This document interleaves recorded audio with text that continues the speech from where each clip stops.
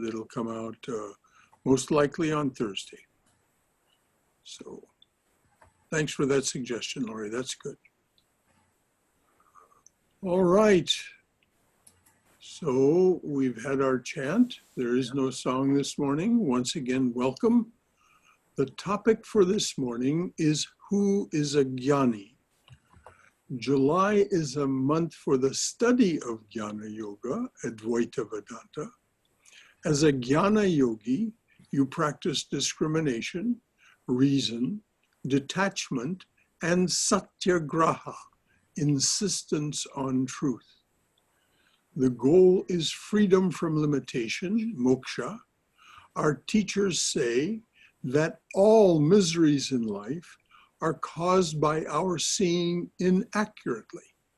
An earnest and persistent Jnani may break through this misapprehension, in Sanskrit maya, and see only the divine presence everywhere, in everything, and in everyone. That is a real possibility. And if you want to read more about that possibility, please read Swami Vivekananda's inspired talks. They're in his complete works. Anyone who wants a copy of Swami Vivekananda's complete works as a PDF, simply let me know that and it'll be sent to you.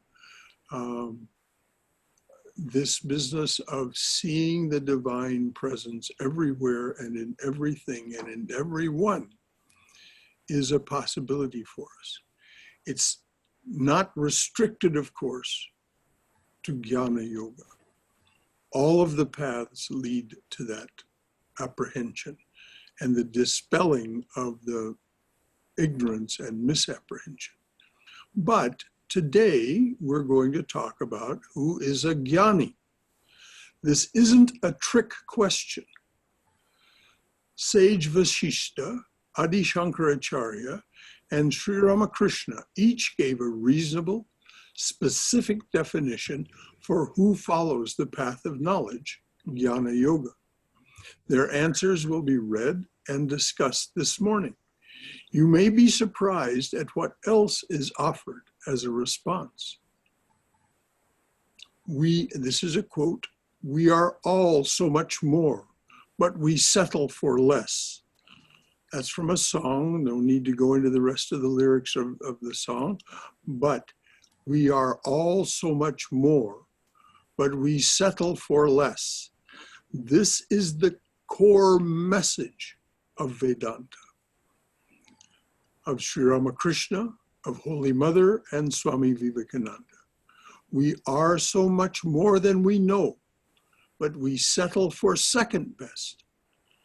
In a way of speaking, we get stuck. Okay. So Swami Vivekananda thundered, "Arise, awake, arise, awake, stop not till the goal is reached."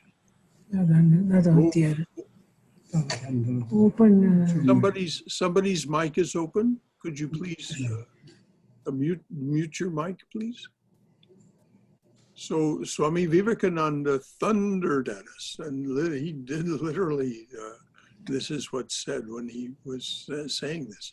"Arise, awake, stop not till the goal is reached." Swami Premeshananda, a very great influence on Swami Swahananda, said, "Go forward, go forward." Now there's a parable that many of us know. It's the parable of the woodcutter. Sri Ramakrishna told it. It's an old parable in the Puranas and so on. And it goes like this. A woodcutter was poor. He could barely support his family on what he made just cutting firewood.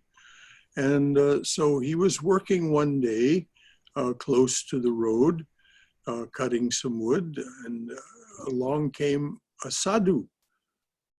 And the sadhu pointed into the forest and said, "Go forward." Well, the woodcutter pondered on it for a bit, decided that the sadhu meant something by this, And so he did go forward further into the forest. Of course, anytime you go into the forest, there are risks. You're not staying close to the road, you're not being safe, you're making, but what did the woodcutter find? According to the story, the first thing he found was a forest of sandalwood. Now, of course, as any of you know who know about sandalwood, it's very valuable. And so the woodcutter began to cut sandalwood. And he found that he just was becoming very prosperous. Only he knew where this grove of sandalwood trees was. And so he was very, very fortunate.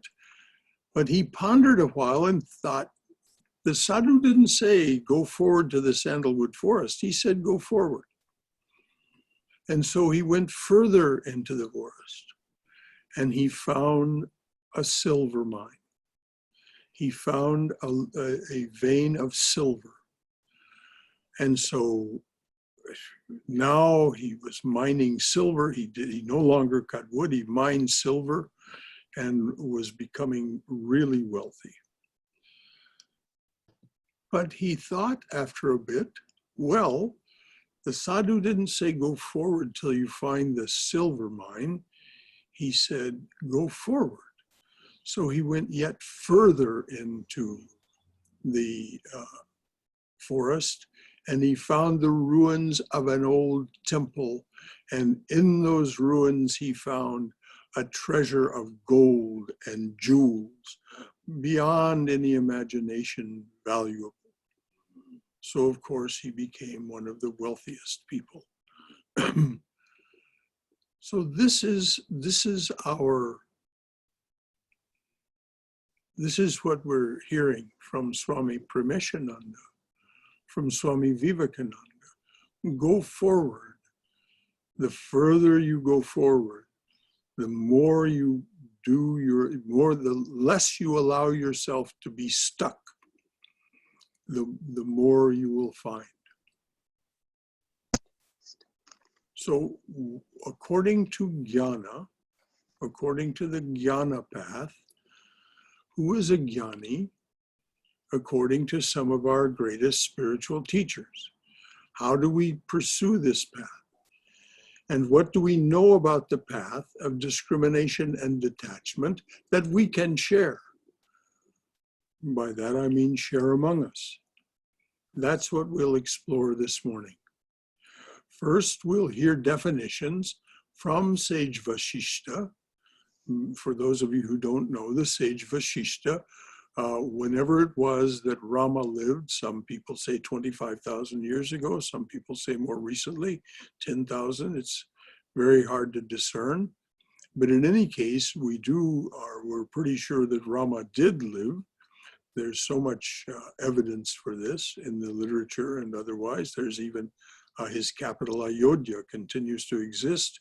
There is apparently the ruins of a causeway between the tip of India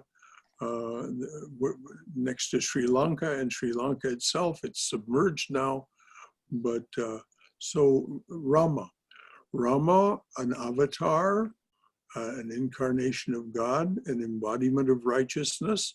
His teacher was Sage Vasistha. So we'll hear a definition of Jnani from Sage Vasistha.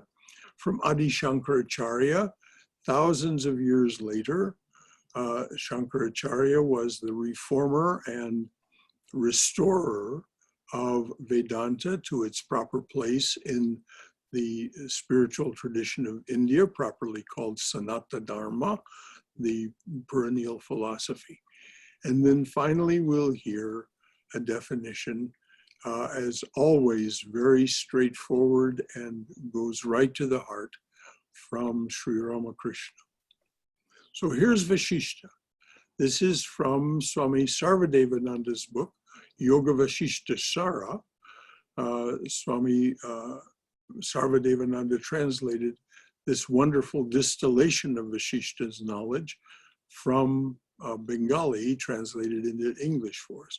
The title means Nectar of Supreme Knowledge. In the opening of the book, as part of the definition of who it is that is a Jnani, because the whole book is about Jnana and Jnani, this is the prayer of the Jnani. I salute the Supreme Brahman, who is beyond all qualities, tranquil, beyond the limitations of the 10 directions, space, time, or object, who alone is the embodiment of infinite consciousness, and who is to be known only through the proof of one's own experience. Now, we have to be careful about the word experience.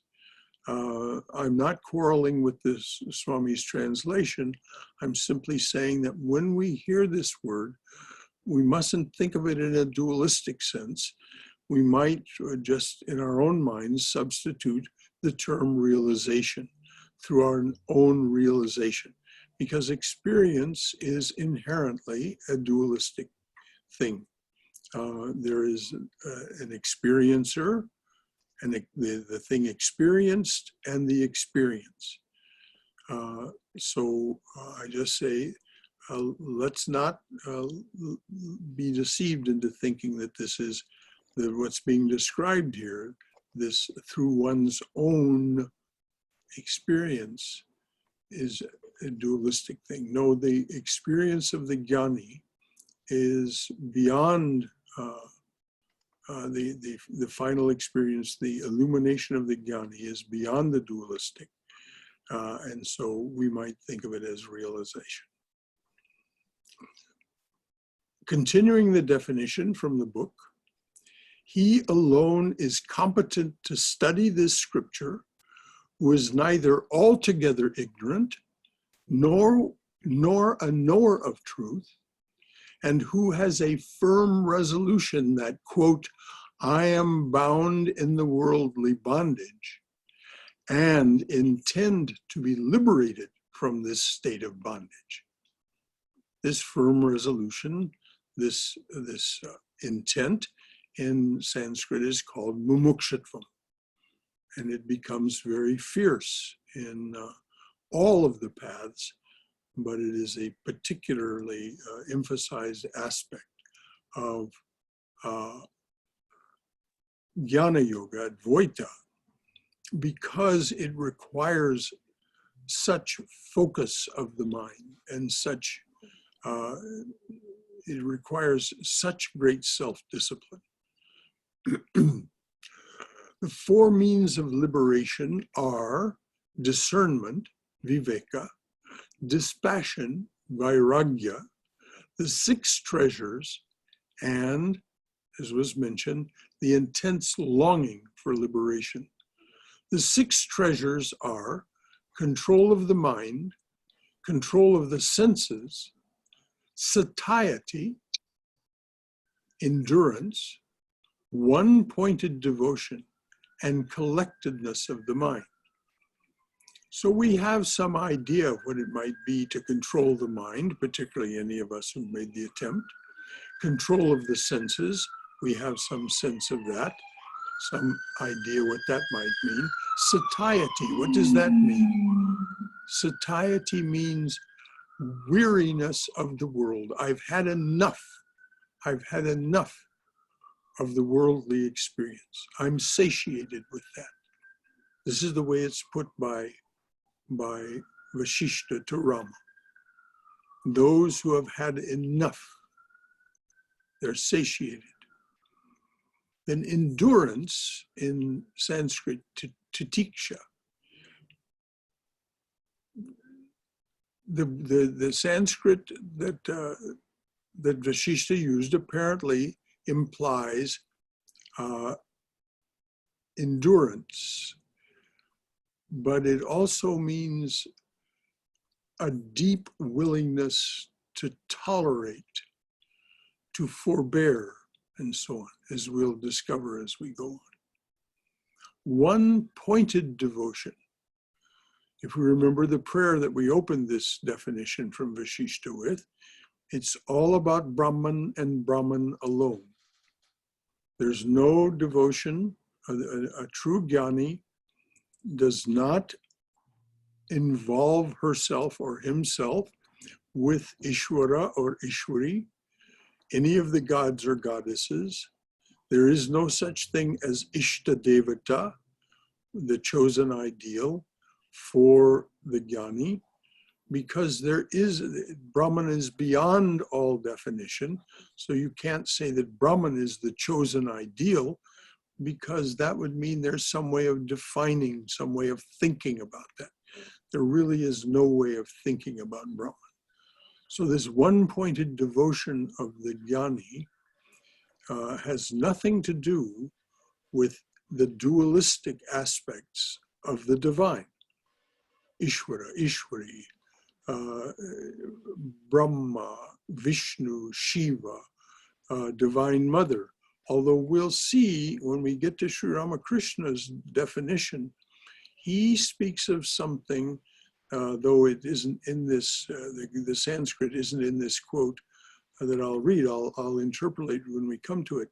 He speaks of something called Vijnani, which is special knowledge that goes beyond the devotion, is able to encompass both aspects of Brahman, the transcendent and the immanent. So the fifth was one-pointed devotion, one-pointed devotion. That's the fifth of the six treasures. The sixth is collectedness of the mind. And this is particularly emphasized by Adi Shankaracharya. We're going to go to Adi Shankaracharya next now and talk about his definition. But if you read his defining book, his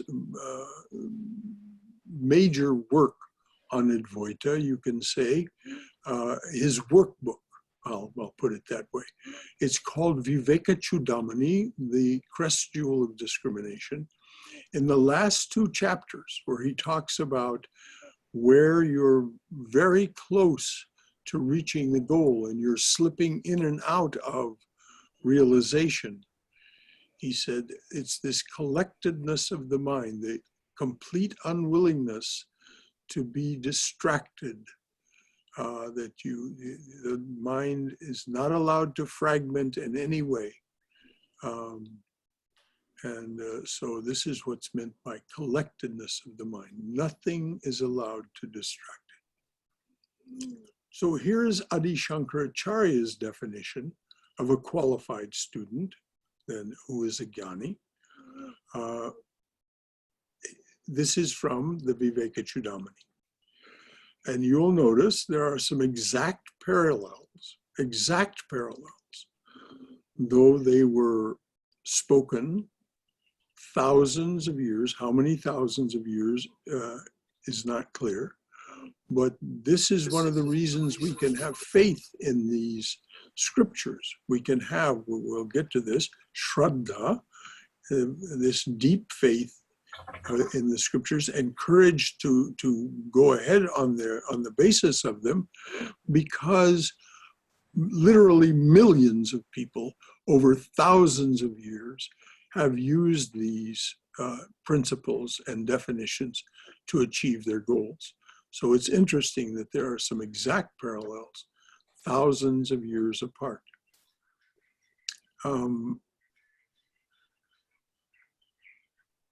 Shankaracharya starts a little ahead of Vasistha, so to speak, at least what's mentioned in the Nectar of Supreme Knowledge. He may mention it in the 30,000 shlokas of which that book is distilled, from which that book is distilled. But Adi Shankaracharya in Vivekachudamani starts here. There are three attributes necessary for success on any spiritual path. One should be born as a human being. Neither animals, nor trees, nor divine beings can attain self-realization. The explanation for this is they are not capable of self-reflection. They're capable of full-on being, but they cannot think about themselves. They cannot be a witness to themselves in the way that a human being can. This is a defining characteristic for our ability to achieve self-realization. We can see what's what. We can discriminate. These other classifications that are mentioned by Shankaracharya, animals, trees, divine beings, they do not have that capability for that kind of discrimination. Second, and of course this features in all the spiritual paths. Secondly, one should have an intense desire for liberation. And the third characteristic, one should seek refuge under a great soul for guidance. So the three graces, as Sri Ramakrishna mentions them, are human birth, the desire for liberation, and a qualified teacher. These are introduced by Adi Shankaracharya at the beginning of his definition. And of course, now we move on to the disciple.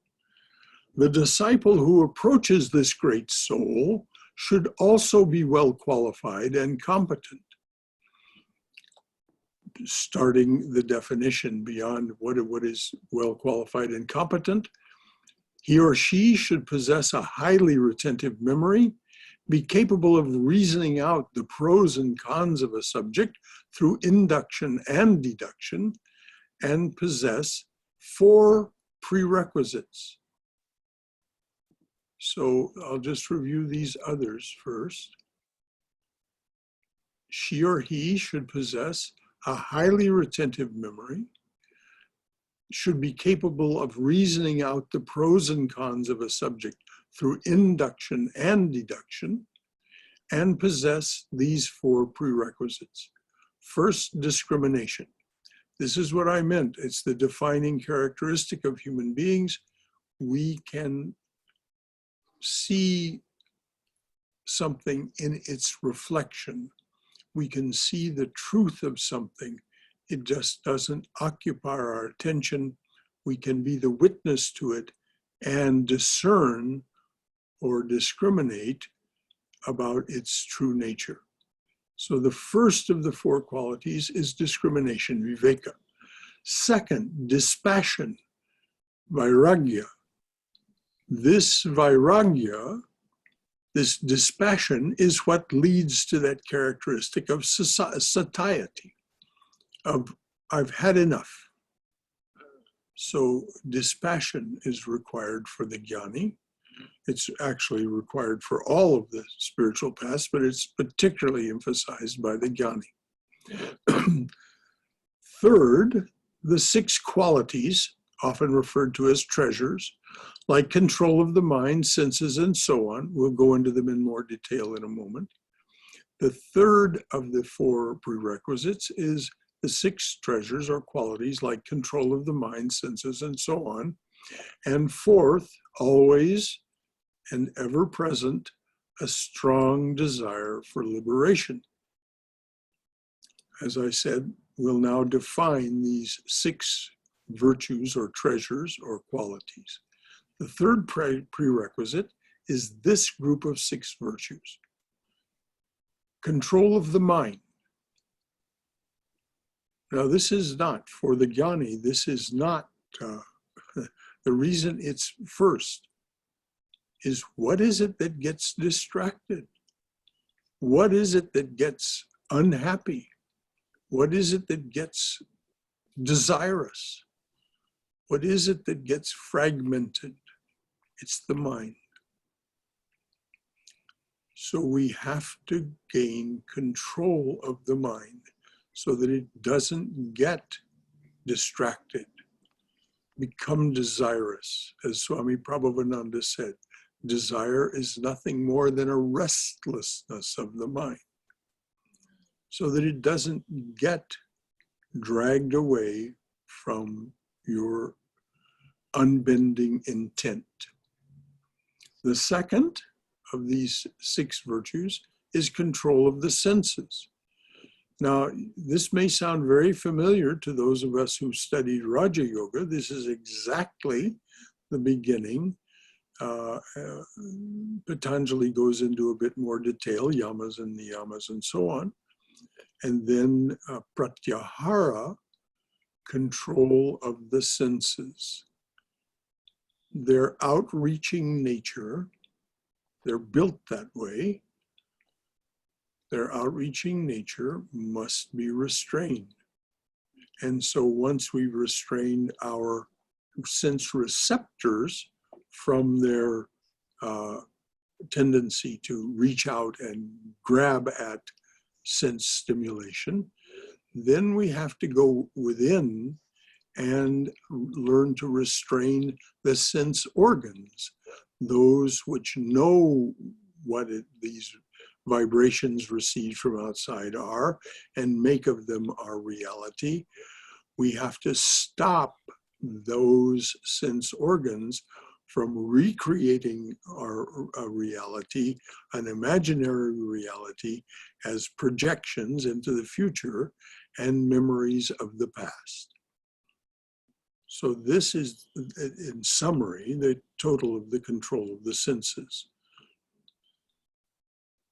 It's extremely difficult and requires lots of years of practice, but the rewards are very great, because when you are able to do that, you are able to experience a kind of peace and silence that the undistracted mind can never know.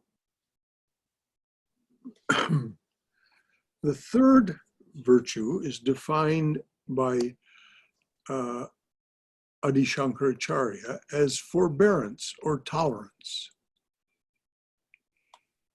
Not just endurance, but forbearance. You don't just endure something, you actually forbear reacting to it.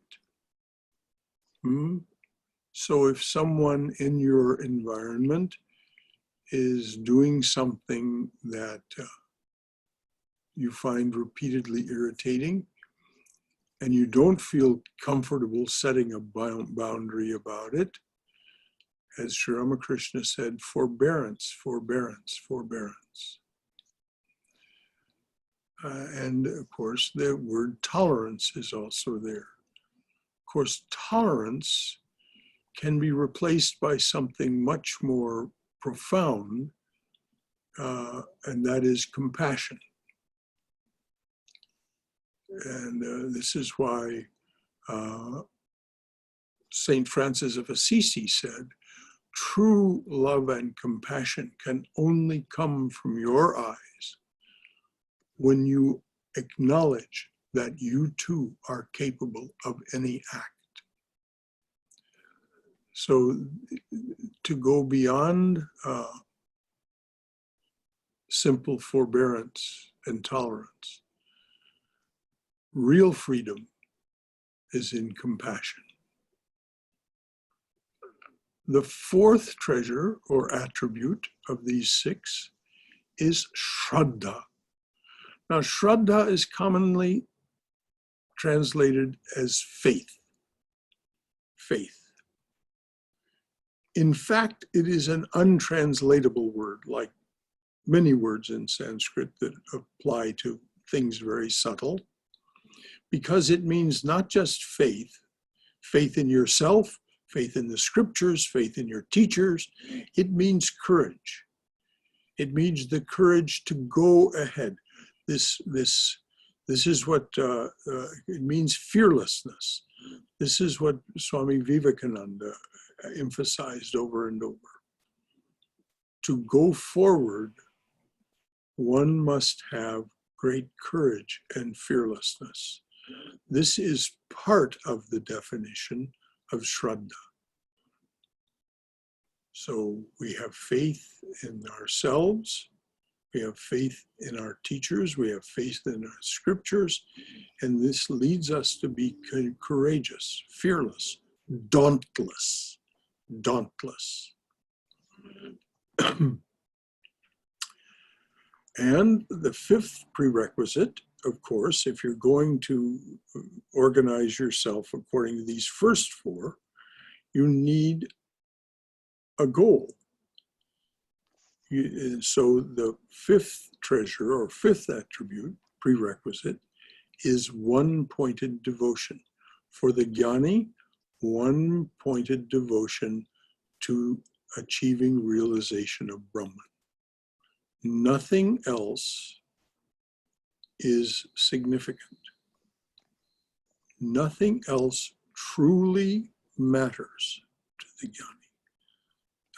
That means that many Jnanis completely retire from the world.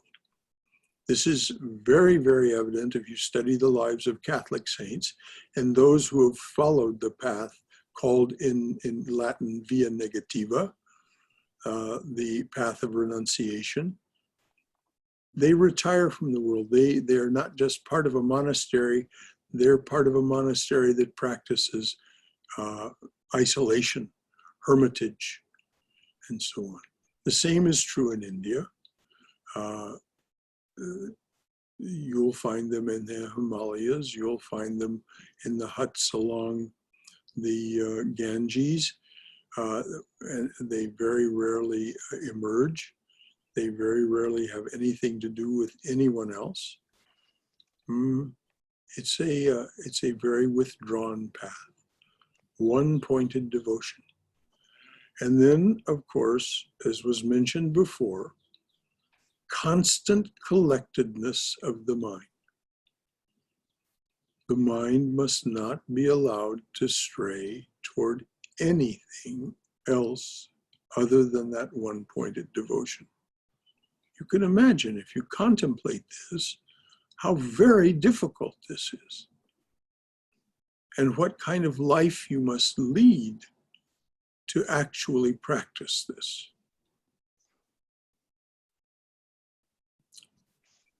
So those are the definitions of the qualified student by Adi Shankaracharya. Now, as I said, we have a more, so to speak, conversational definition by Sri Ramakrishna. If you'll go to the Gospel of Sri Ramakrishna and read chapter 5, the chapter 5 is called The Master and Keshab.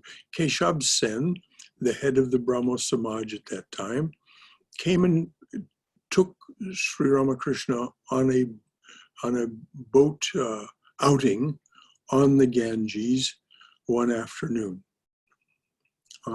Sri Ramakrishna said as he was being taken onto the boat, he went into a kind of samadhi and he muttered to the Divine Mother, "Oh, Mother, what shall I tell them?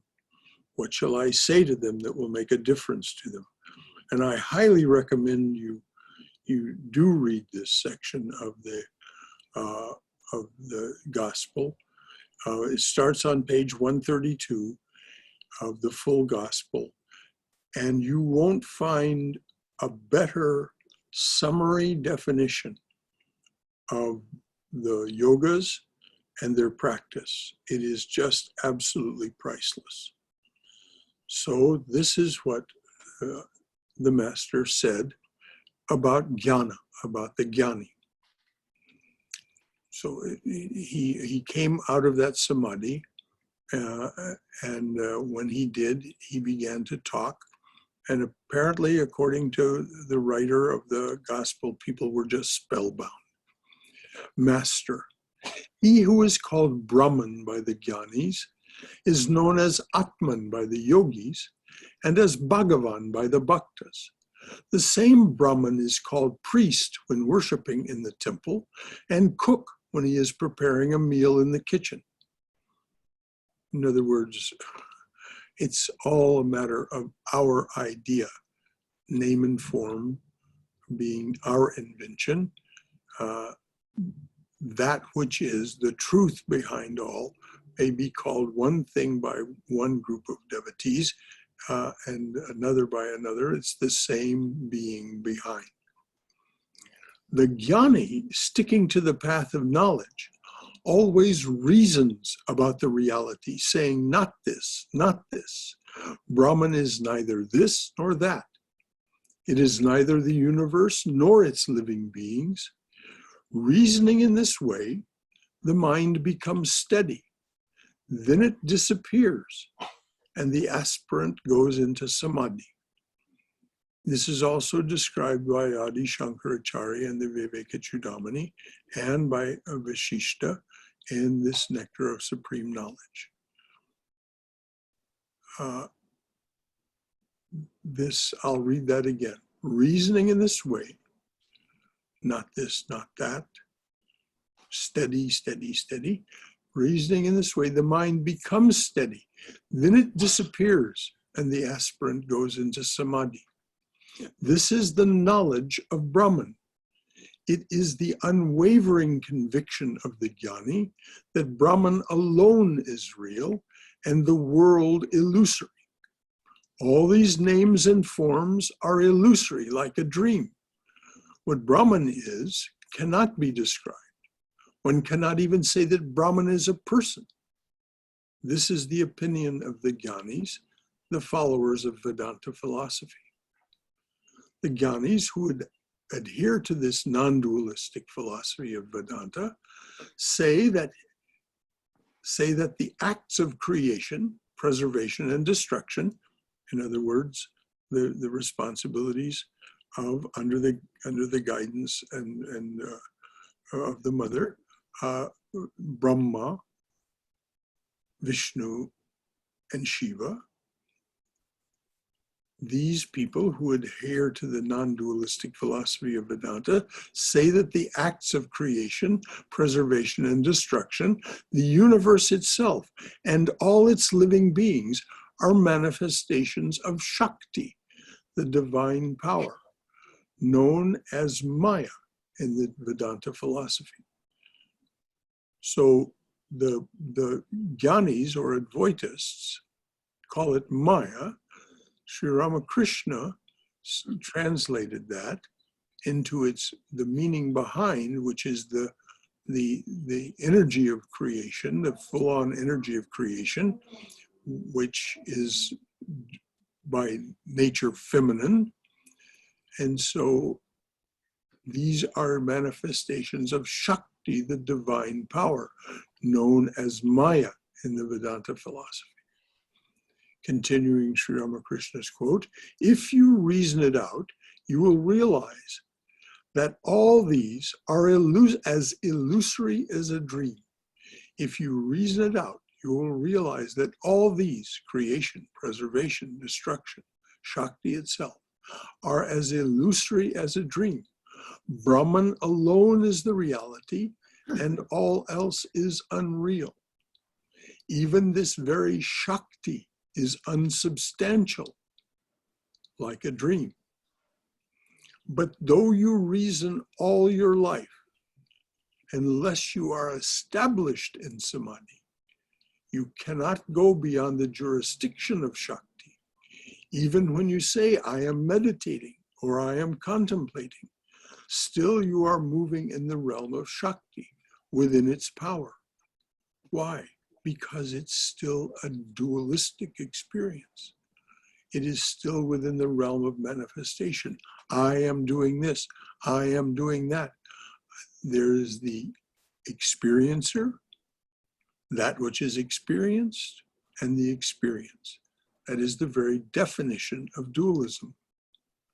So Sri Ramakrishna says, unless you are established in samadhi, you cannot go beyond the jurisdiction of Shakti. Even when you say, I am meditating or I am contemplating, still you are moving in the realm of Shakti within its power. And so now Sri Ramakrishna, though he doesn't call it this here, defines for us what he calls the special knowledge that goes beyond jnana, that goes beyond Advaita. He calls it vijnana. So the quote from him is, thus Brahman and Shakti are identical. If you accept the one, you must accept the other. It is like fire and its power to burn. If you see the fire, you must recognize its power to burn also. You cannot think of fire without its power to burn, nor can you think of the power to burn without fire. You cannot conceive of the sun's rays without the sun, nor can you conceive of the sun without its rays. So Sri Ramakrishna makes what appears to be a dualistic experience into a non-dual experience, into something beyond duality and non-duality that he calls vijnana. He says, as using a metaphor, he says, water still, water in waves, it is still the same water. Water still, Brahman. Water in waves, manifestation or Shakti. Same water, same substance, different attributes, different state of being.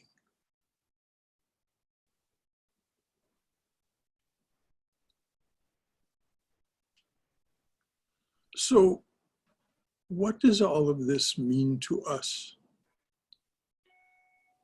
We hear all of these definitions, we hear all of this call to action, we have all of these definitions about how we must think and be and act. What does this mean to the journey we are on to manifest these attributes, qualities, virtues, treasures? I'll tell you a story about Swami Prabhavananda, my teacher, and Swami Turiyananda. Most of you know that Swami Turiyananda was one of the principal direct disciples of Sri Ramakrishna, one of the Ishwarakotis, the ever-free souls. And so Swami Prabhavananda was studying the teachings of Adi Shankaracharya and all of these attributes with Swami Turiyananda. And they finished that section on qualifications. And the Swami Prabhavananda said to Turiyananda, but Swami, if you manifest all of these qualifications, well, you are that. You're already there. And Swami Turiyananda just chuckled and said, you've solved the puzzle. So we become that by manifesting what, as I said, please read Vivekananda's inspired talks. All of this is already within. Religion, says Vivekananda, religion is the manifestation of the divinity already within. So, what holds us back? In a sense, in a very real sense, we are all jnanis. As each of us moves through the journey of life, we quite naturally leave behind many activities, attractions, and aversions. All of you can think about the circumstances of your own life and how you have done that. As one of the phrases in our culture says, when I became an adult, I left behind the childish things. So we all do it. Yet, as we proceed through life, we may hit a certain position or time in life. The timeline varies for everyone, where we may conclude that I have to keep doing what I'm doing now to be a success, to have what I need, to support my family. I have to keep doing what I'm doing now to be a success. It's just too risky to change my way of life at this point. And so at that point, we get stuck. We get stuck.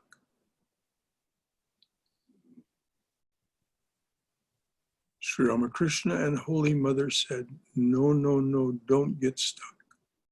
You don't have to retire to the Himalayas, to the forest, to a hut on the Ganges. You don't have to leave your family. You have to practice mental renunciation. Listen to a poem. The title is Lion of the Spirit. Lion of the Spirit. I don't roar much, do I? Though I'm told time and again, I am a lion of the spirit. I don't want to hear it. I shrink away from wilderness and the open sea. Instead, I'll sail the bay or walk a well-marked trail and text a friend a satisfying day. Returning home to my familiar cul-de-sac, I'm happy to be back, to sink into a favorite chair, to sip a drink and drift into a nap, perchance to dream. I'm in a forest glade. Ahead I see a huge brown bear tied standing upright to a tree, bound securely with a seaman's line. Then suddenly the bear's released. The rope is gone. Falling forward onto his forepaws, he shakes his head and stretches every bone and sinew all along his spine. On his right, there is a well-worn path into the woods, wide near the glade, narrowing and quickly fainter as it winds away among the close-grown trees. Still stiff, the bear's first steps are shaky as he shuffles from where he's fallen toward the path. Yet soon he's supple, moving smoothly out of the sunlit glade and into the dappled shadows among the trees. 10 yards in, he stops, twitches his stubby tail, turns his head, looks back to the tree where he'd been tied, and then the bear roars, a roar so loud it shakes the dreamer half awake. I watch as the bear trots deeper into the wood and the dream dwindles away. Fully awake now, I take in the room around me and see so clearly every rope that binds me. Tears come. I stand and roar and roar and roar at last.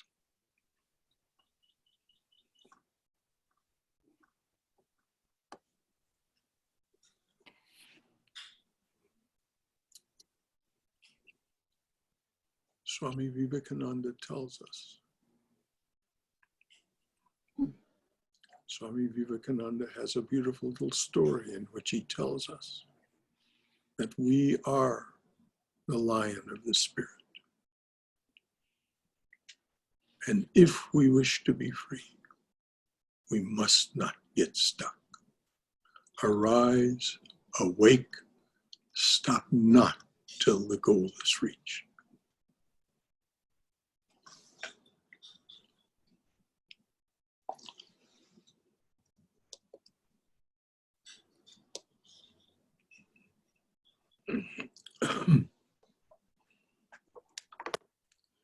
Now is where we study the art of spirituality together. Let us exercise our strength and skill to process what it is that we've heard, to discover any questions or comments that you have, and share them with the rest of us. We so want to hear them. I hope you understand that. I hope you hear that. We so want to hear who you are and what you know and what you believe. Each of us is on this path, and we're on this path together. So please,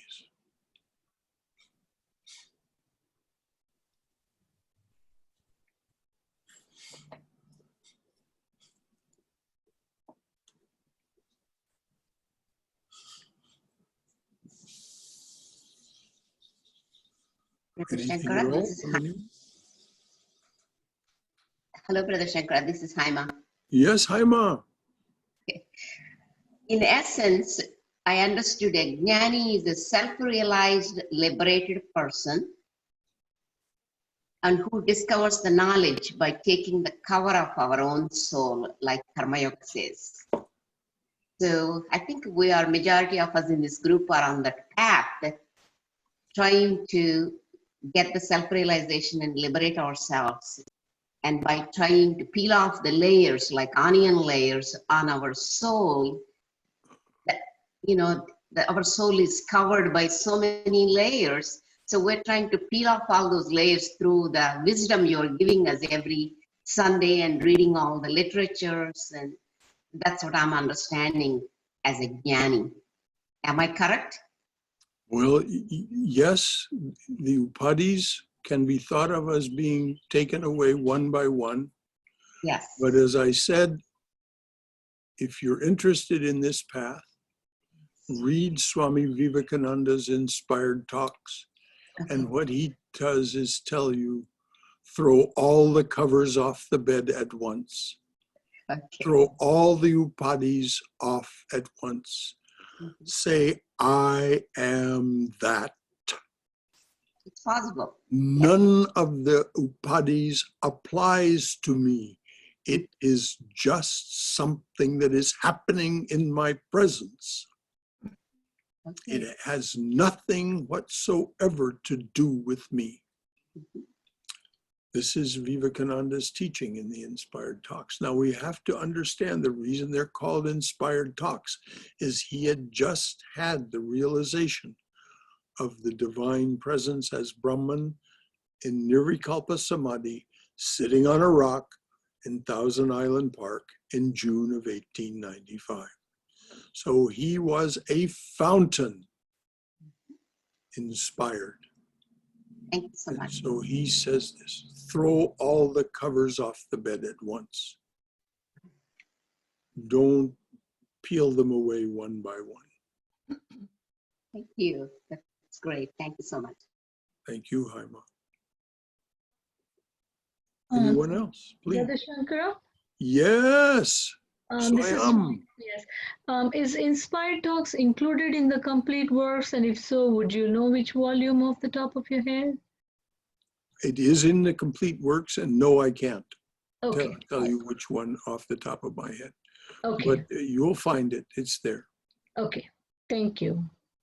And believe me, it's you might want to just have we sell them in the bookshop here. Uh-huh. You might just want to have a copy for yourself, one of the harder soft cover, because it is a book you'll want to read over and over. Okay. Great. Thank you, Brother Shankara. Thank you, Swayam. Brother Shankara. Yes, Uma. Please be close to the microphone. You're hard to hear just now. As you described each person's approach to Jnana, starting with Vasistha, and then you talked about Shankaracharya's approach, and then came to Sri Ramakrishna's approach, and I felt that each one was speaking from where he was. For example, Vasistha being a sannyasi, he spoke about Jnana from sannyasa perspective, giving up the world giving up the world of the Maya and illusion and all that. Then we came to Shankaracharya, who was a Maha Jnani himself. And he analyzed all the qualities which we'll need to become a Jnani. And you described 6 qualities. One of them was one-pointed devotion for liberation, longing for liberation.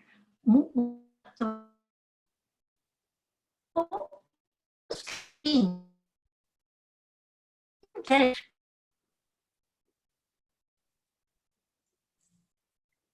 Uma, you're breaking up. I don't know why, but you're breaking up. I'm not hearing you. can you hear me? I heard that, but I lost your previous comment partway through. Shankaracharya was Talking about one-pointed devotion, and it was at that point that I lost you.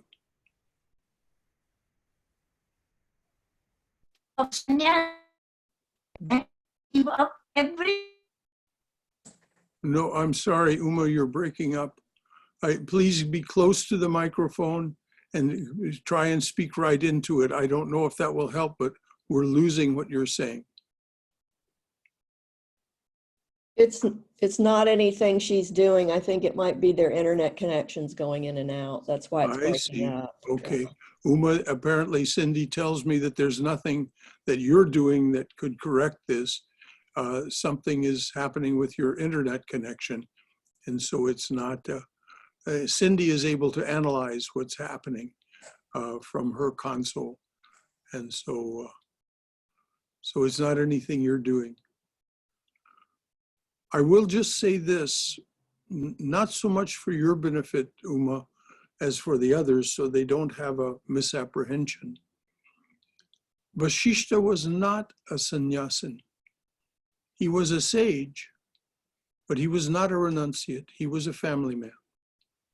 The sages were in that yuga. As a matter of fact, when his sons died, he had 2 sons and they died. And he wept most bitterly. And Lakshmana, Rama's brother, asked Rama, how can this be? How can such a sage, such a jnani, weep over the death of his sons? And Rama said, well, Lakshmana, you must understand, he who has knowledge also has ignorance. So we may lose, even a sage sufficiently provoked may lose that one-pointedness of mind, because ignorance is always there, ignorance of the truth. Not that there's anything wrong with weeping for your sons if they die. It's not a question of right and wrong. It's just a question, if we read chapter 2 of the Gita, Sri Krishna tells us there's no such thing as death. The wise do not grieve.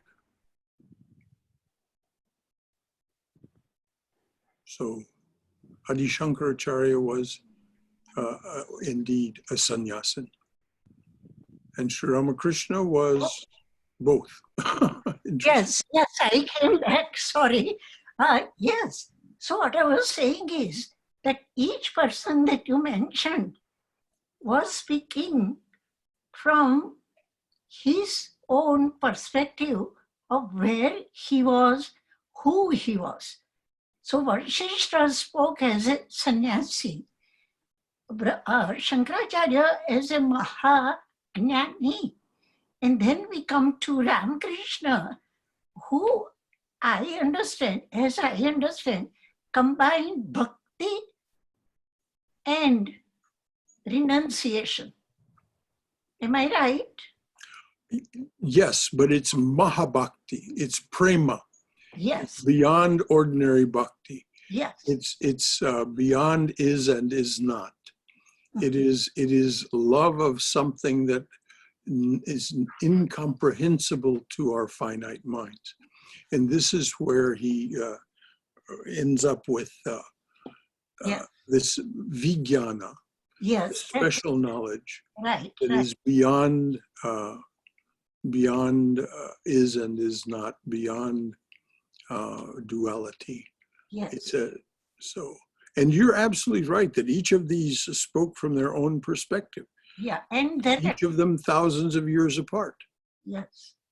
But what I like particularly what you said, that how do we practice it in life, in real life? And you say with mental renunciation, which is metta. So we do not need to give up the world. We cannot afford to give up the world, most of us. So the way we cultivate that dispassion and all these 6 qualities that you described, that Shankaracharya gave us. So little by little, we proceed forward on the path of spirituality. Yes. That's what I gathered from today's, that I do not have to memorize all the scriptures and everything that is there to know, although I wish I can.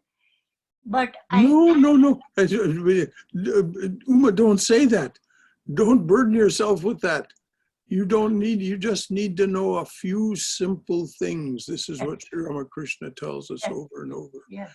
At this time of the age of the universe, in this dwindling of the Kali Yuga, you only need to know a few things. Yes. You don't need to want to memorize the scriptures and all. Right. Leave that to the Brahmins of ages past. Right. And come that. It's enough if you know the lessons of chapters 2 through 6 of the Gita. Yes. If you know those, it's enough if you know the lessons of Sri Ramakrishna's gospel. Yes. That's plenty. But it's the matter, what do we do then? We practice. Right. We practice. Then there is the possibility of freedom. Why? Because each of the great ones, whether it be Krishna or Christ or Sri Ramakrishna, they all say in their own way, practice just a little and someone will come forward to help you. Yes. And they mean it. The experience of many people I have known. So this is not theoretical knowledge. This is since 1973, I have been studying with these people and have seen hundreds. Okay, and I've seen it here. In the 10 years I've been here, I've seen it here. Practice just a little and someone will come forward to help you. Correct. Thank you. Thank you, Uma. Can you hear me? I certainly can, Tom. Okay, I've had so many technical difficulties. I need to just get some better equipment, but I may just blank out. And if I do blank out and you can't hear me anymore, just wave and I'll sign out. Okay. So this ties into something that I've been thinking about. There's basically 2 different approaches to being on the spiritual path. And I've fluctuated between the 2. One is the intense longing that you describe, the longing for the awakening experience, which motivates you. The other approach is that just to live in the present moment, and that every step along the way is worth living and experiencing. You know, from the first time you sit down to meditate and your mind wanders, every step along the way is worthwhile, being aware of that step. And that a longing, a desire for anything else, whether it's a desire for ice cream or enlightenment. It's a desire for something other than this moment. It's a desire for some experience other than what I'm having right now. And I go back and forth between the two. Right now, I'm more in the state of just, I live in the present moment and I do the next right thing. I live in the present moment and I sit down to meditate. I live in the present moment, you know, my meditation, my mind is cluttered. I can't focus, but I just experience that, you know, as part of the process. And then there might be, you know, a brief awakening experience while meditating, and I experience that as part of the process, you know, and then I'll feel proud of that, and I feel I experience that, and then I'll feel ashamed of myself for feeling proud, and I'll experience that, and then my mind will wander. Just the whole thing, just moment by moment, enjoying the whole journey, and that's my current approach. Although I've certainly have had the intense longing of. So anyway, that's just me. I wanted to check in, and I'm glad you're able to hear me. Well, I certainly am. And I really like what you said. Yes, both those approaches are completely valid. The second that you discussed is described in some detail by Sri Ramakrishna as the Shanta Bhava, the peaceful attitude. And it's also one, if you may recall, maybe 2 years ago, maybe 3 years ago, Swami Yogatmananda was here, and he described that Shanta Bhava. He didn't call it that, but that's what it means: the peaceful attitude, the contented attitude. I go forward with my spiritual practices, but there's no intense longing. There's no. It's just, as you just very, very well described it, Tom. You know, step by step, whatever happens, you accept that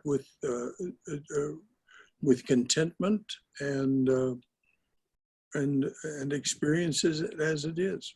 Beautiful. And not just with interest and curiosity. Yes, and, yes. And pleasure at this, you know, just like going on a hike or something, this long.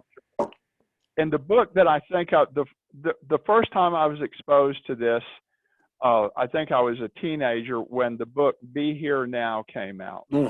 Yeah. And Ram Dass said, no matter what you do, if you sit in a cave and you meditate for 20 years and have all of these experiences, where you'll be is here and now, you know. And if you go to New York City and you're in a big crowd, where you'll be is here and now. You'll always be here and now. He presented it really well in that book, and that's the first time I ever understood it or got it. Yeah, there's a reason that book was a big bestseller. It really was well expressed. Yeah. Thanks for bringing that up. Anybody who wants to read Ram Dass's Here and Now, you'll be glad you did. I also recommend Swami Vivekananda's Inspired Talks. Brother Shankar? Brother Shankar? Yes, Bhagirath. You know, your points and your presentation today provokes many thoughts, very deep thoughts, and requires to be over and over thought so that you can absorb.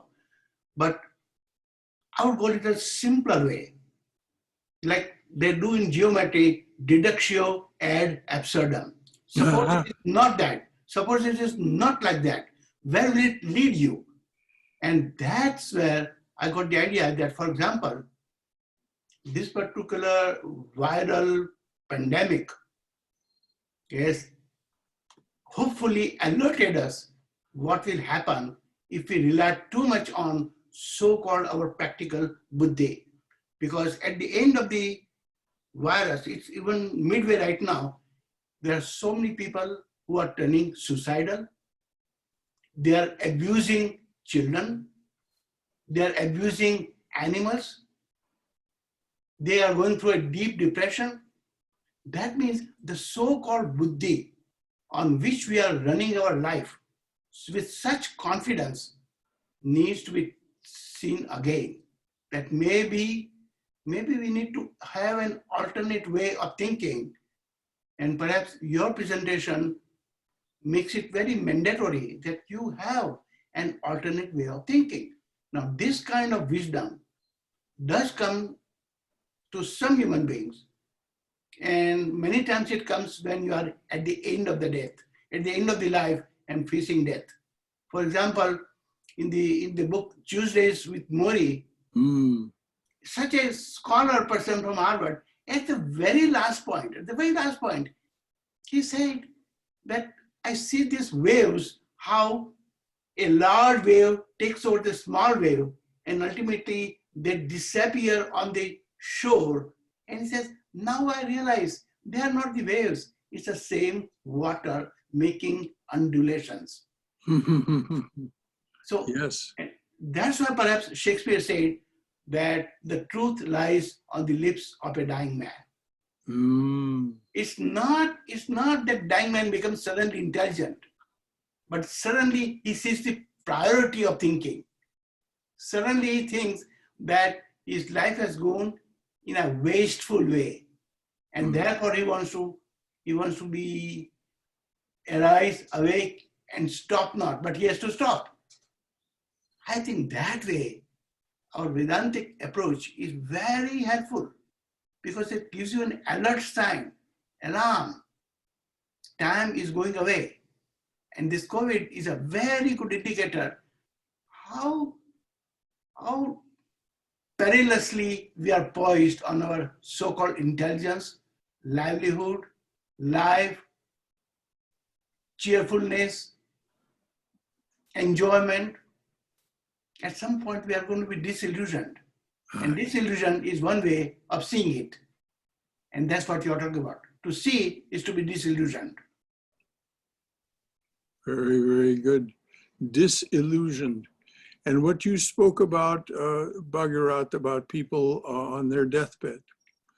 This is why both Sanatana Dharma offers a death blessing, and why the Catholic Church and many of the other aspects of Catholicism, and maybe even some of the other faiths, offer last rites, but particularly the Catholics, that the possibility of being completely relieved of the burden of your previous life is possible even at the very last moment.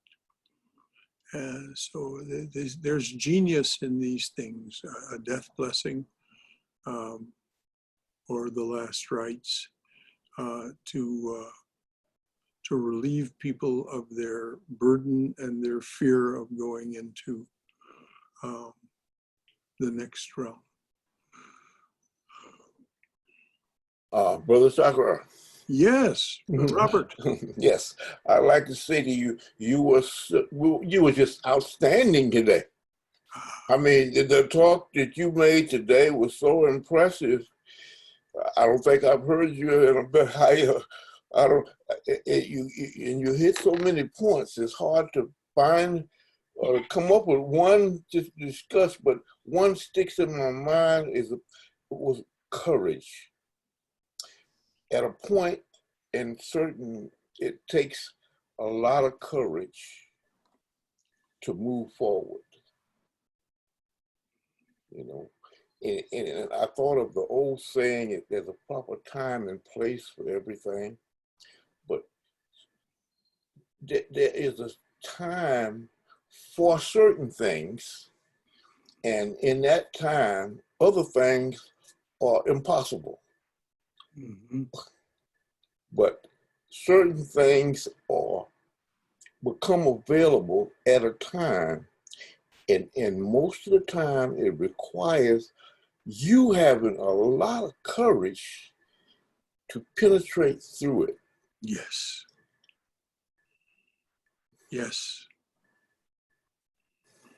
This is what Vivekananda repeats over and over. You'll find it so much throughout all of his works, is that the underlying message of the Upanishads, of the Gita, is courage, fearlessness.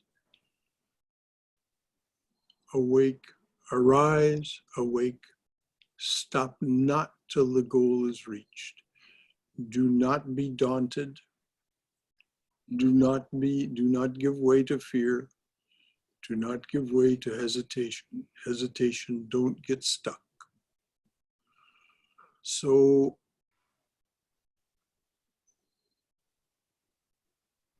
all of us have that potential within us. And so it's like was being said about removing the impediments or the covers or the upadis one by one. Vivekananda says, no, as you arise and awake, just throw off all the covers off the bed at once and stand up. And as the poem says, roar, roar, roar in defiance. I will not be bound. I am free.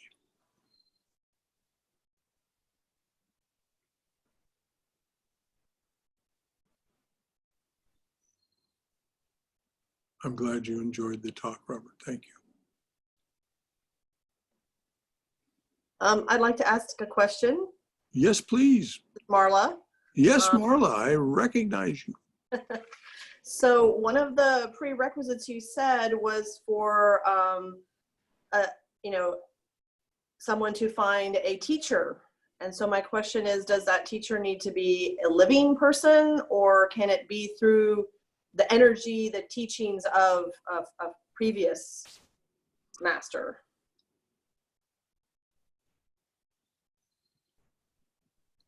It definitely is not restricted to living teachers. It's harder for us to believe until we really clear our minds to believe the teachings of a departed master. But I've known it to happen. And there is the wonderful example, again, of Vivekananda. And by the way, you can appeal to Vivekananda and he will come to you. Okay. You can, he said, I will be more effective outside the body than in. Here are two instances of Vivekananda, publicly known, written about. One is Sri Aurobindo. Sri Aurobindo had been jailed for his activities against the British. Sri Aurobindo reports that during a period of 2 weeks, Vivekananda appeared to him every night and gave him instruction. Over a period of 2 weeks, he gave him instruction. And that changed the course of Sri Aurobindo's life. That's one instance. Another instance is and you can read about this in great detail in a book called A Heart Poured Out, by Marie Louise Burke, otherwise known as Sister Gargi. She was a nun in the San Francisco monastery, and her guru was Swami Ashokananda. Swami Ashokananda was, again, one of those who received his instruction and initiation into sannyasa from Swami Vivekananda. And this was accepted, his representation of what happened to him was accepted by the other direct disciples of Sri Ramakrishna still living. And so he was accepted into the Ramakrishna order as a sannyasin. and as I said, sent to San Francisco to head the Vedanta Society of Northern California. And he did more. He was a dynamo. He was such a one that he is reported to have said, "Sleep is a thief." He so wanted to work. He expanded the Vedanta Society of Northern California hugely during his day. Not only did he replace the old temple with the new temple, but kept the old temple. He started the Berkeley Center, the Sacramento Center, and other work in Northern California. Just a powerhouse. So this is two examples. I myself had an experience of Swami Vivekananda in 1975. He didn't give me instruction. That is not what I asked him for. I asked him to make me a part of this. And he came to me in a dream vision, which Swami Prabhavananda verified and called a visitation. And he imparted some spiritual energy to me, which changed the course of my life. This was 1975.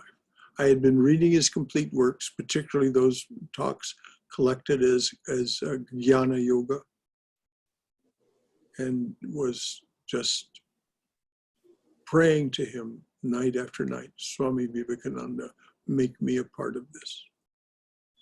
So no, it does not have to be a living teacher, although a living teacher is a great comfort.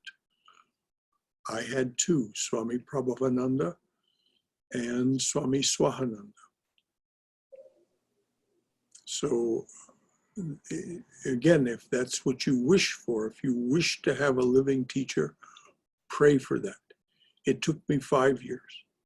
5 years of virtually every night when I'd come home from work, I would go to a little place behind the house, this quiet place, a little shed, and part of my prayer was for a teacher. And finally, Swami Prabhavananda drew me to him. So either way, Marla, the purity of your heart will win through to someone who will reach out to you and teach you. Thank you. You're more than welcome. Anyone else? Brother Shankara? Yes, Swayam. Yes. So sometimes, some of these requirements to follow, I guess, the spiritual path or process in general, particularly Jnana Yoga, can be quite daunting, and it's pretty easy to get discouraged. But I remember you telling me once in answer to some question that there's no need to be a dry Jnani. So I think sometimes accepting the simple, I guess, pleasures of the manifest world as a prasad of Shakti, God, can make the process easier rather than like pushing it away, like, no, I'm not supposed to do this. I have to give up. I have to, when we have this thing for freedom, if we get overly, I guess, concerned about not enjoying anything, that defeats the purpose. Is that a good sort of way to accept the simple pleasures as a prasad, yet continue on the path? Because ultimately we are looking for that freedom and bliss. Yes, there is no imperative to be a Jnani. This month we're studying Jnana Yoga, Advaita. So of course it's being put forward as what it is. But we need to remember always and forever, in my opinion, we need to remember that Sri Ramakrishna taught us, the way of this time is bhakti. Bhakti, in which, just exactly as you're saying, we accept everything that happens to us. Everything that occurs as prasad. This is, as Sri Ramakrishna said, this is thy machine, thou art the operator.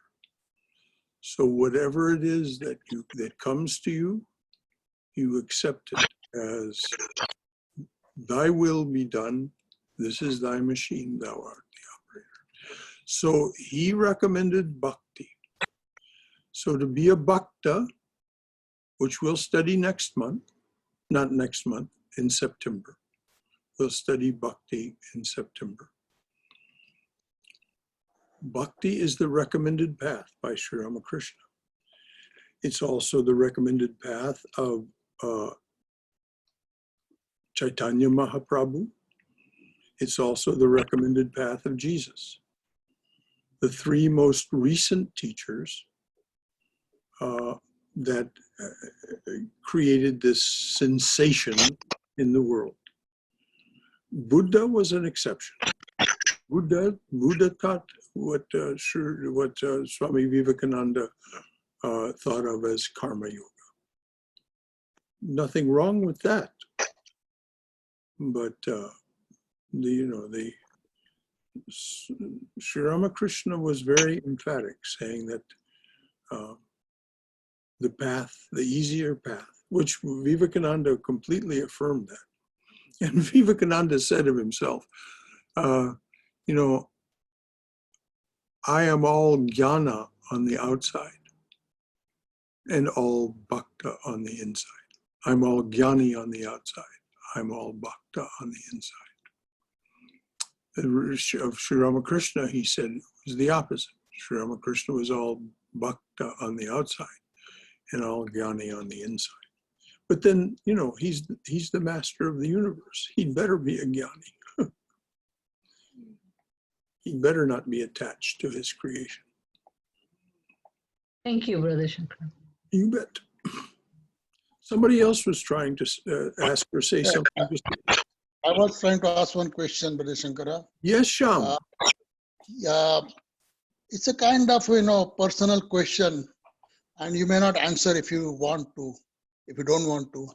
What I want to ask you is, in all your life, have you come across a person whom you can call a real Jnani?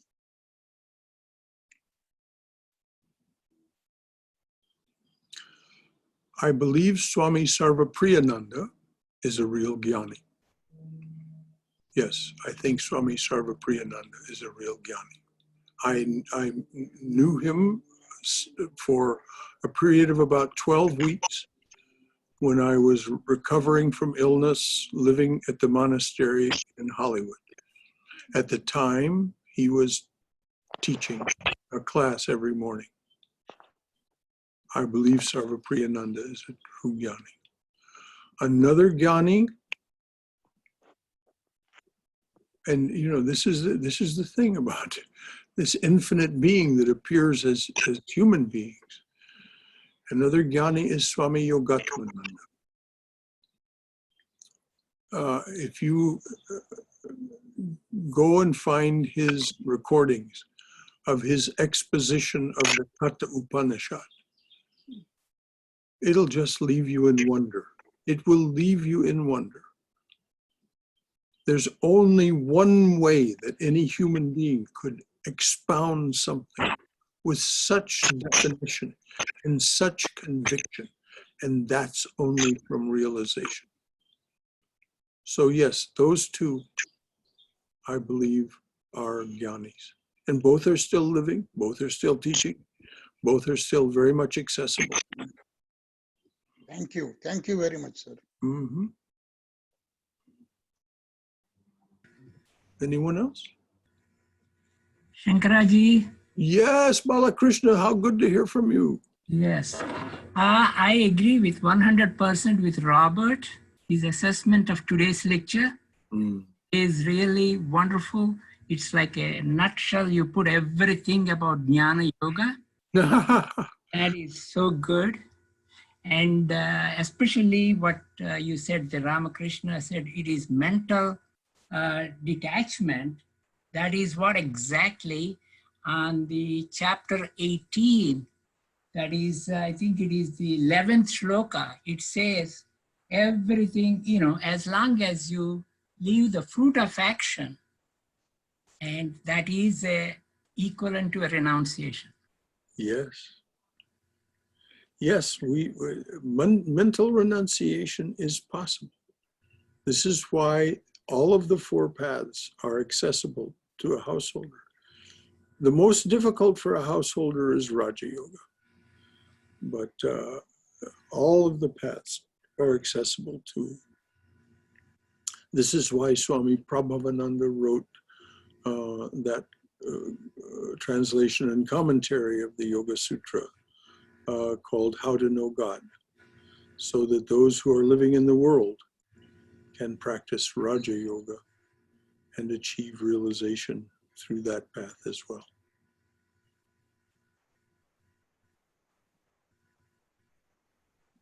Anyone else? Thank you, Balakrishna. That was very sweet. All right. We'll wind it up with this.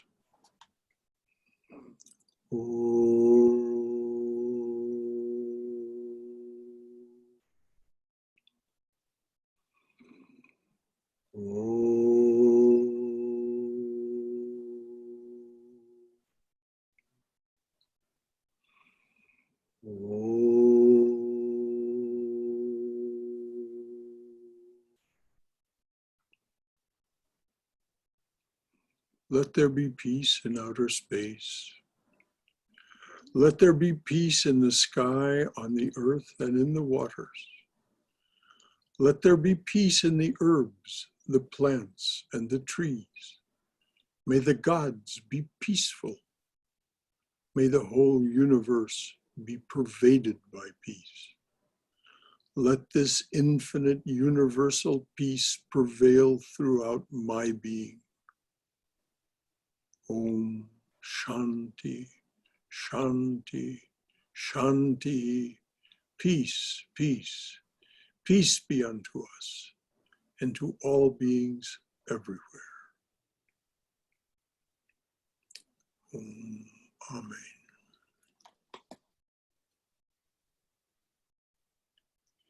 So, beloved, until next time, Jai Shri Guru Maharaj Ki Jai, Durga, Durga, Durga. Go in love, go in Mother's loving and protective embrace. Go in Mother's loving and protective embrace through this very perilous and disturbing time. Jai, Jai, Jai, Sri Ramakrishna, Jai Ma. Thank you, Brother Shankara. Bye-bye all. Thank you, Brother Shankara. Thank you. Bye. Take care. Thank you. Thank you. Bye-bye.